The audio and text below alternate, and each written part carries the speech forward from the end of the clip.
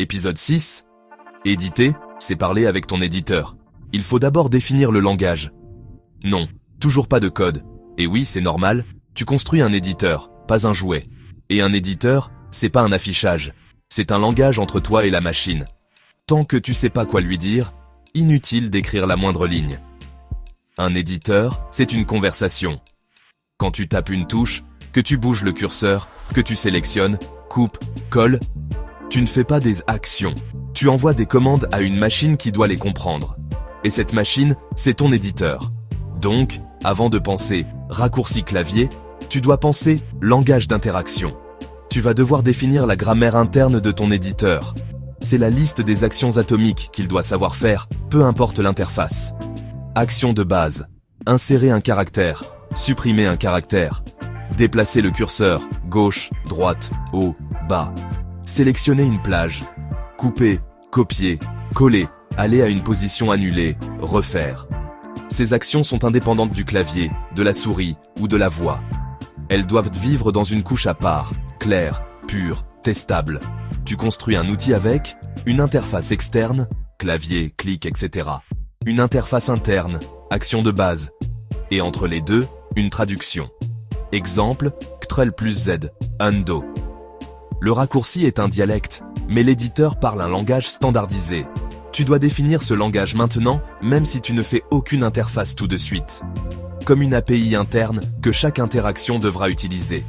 Tu veux un éditeur stable? Fais un noyau clair.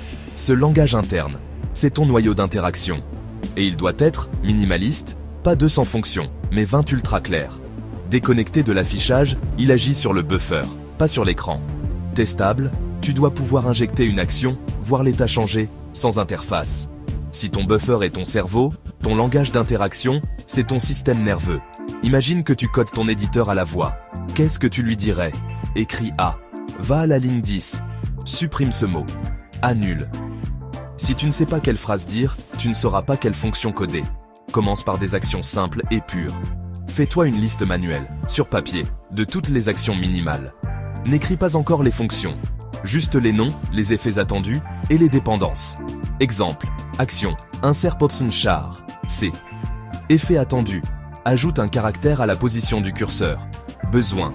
Buffer plus curseur. Action. Move, trigger, cursor, left. Effet attendu.